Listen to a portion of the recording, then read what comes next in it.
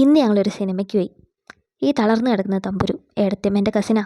തമ്പുരുവിനെ പിടിച്ചിരിക്കുന്നത് ഏടത്തിയമ്മ. ബസ്സിൽ കയറിയപ്പോൾ തൊട്ടുള്ള ഛർദിയാണെങ്കിൽ യൂട്യൂബിൽ വരുന്ന പറഞ്ഞപ്പോൾ ടാറ്റയൊക്കെ തന്നു. പിന്നെ കൂടെയുള്ളത് ഞങ്ങളുടെ മുട്ട. ഇതാണ് ഞങ്ങളുടെ മുട്ട. ഫോണിൽ പൈസ തീർന്നു പറഞ്ഞിട്ട് കമ്പനിക്കാർ വിളിക്കുന്നതാണ്. പിന്നെ തിരിഞ്ഞു നോക്കി അവളും തന്നൊരു ചിരി. ഇതിനെ ഞങ്ങൾ കെട്ടിച്ചിട്ടതാ. ഇത് ഞങ്ങളുടെ ശ്രുതി. അങ്ങനെ ഇതിനെയും പെറുക്കി ഞങ്ങൾ നേരെ പോയത് മിൻറ്റ് മാളിലേക്കാണ്. അതിനുമുമ്പ് തമ്പുരുവിനെ കൊണ്ടുപോകാൻ തമ്പുരുവിൻ്റെ അച്ഛൻ വന്നിട്ട് തമ്പുരു പോയിട്ടോ. അതെൻ്റെ ഇൻട്രോവേർട്ട് അനിയൻ. ക്യാമറേൻ്റെ മുന്നിൽ വരൂല. അങ്ങനെ ഞങ്ങൾ മിൻറ്റ് മാളിലെത്തി. 11 മണിക്കായിരുന്നു ഞങ്ങളുടെ സിനിമ. ജിംഖാന കാണാനാണ് കേട്ടോ പോയത്. അങ്ങനെ അവിടെ എത്തി ടിക്കറ്റും എടുത്ത് അപ്പോഴേ ഏടത്തിയമ്മേൻ്റെ കസിനെ കണ്ടേ. പോപ്കോൺ സൂം ചെയ്തിരിക്കുന്ന ഞാൻ. അത് സൂം ചെയ്ത് നേരത്തെ സിനിമയ്ക്ക് കയറി. പിന്നെ അവിടെ പോയിട്ടുണ്ടെങ്കിൽ ഞങ്ങൾ അങ്ങനെ വായി നോക്കിയിരിക്കുമല്ലോ. കല്യാണം കഴിഞ്ഞാൽ നൂല് ഓർക്കാതെ വായി നോക്കിയിരിക്കുന്ന ഏടത്തിയമ്മയും ശ്രുതിയും. തിയേറ്ററിൽ കയറിയപ്പോൾ തന്നെ സീറ്റിലേക്ക് ചെയ്യുന്ന മുട്ട. എന്തിനാണോ എന്തോ.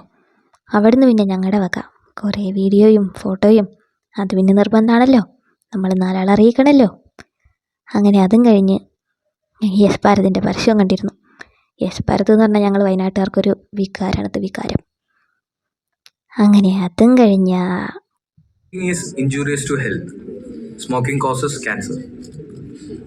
സിനിമ തുടങ്ങി, സിനിമ കഴിഞ്ഞു.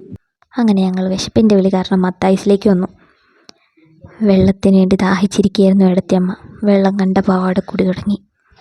ഏടത്തിയമ്മേൻ്റെ വെള്ളത്തിന് മാത്രം കളർ കുറവായിരുന്നു. അത് പിന്നെ ഉണ്ടാക്കിയതാണെന്നാണ് മുട്ടയുടെ കണ്ടുപിടുത്തം.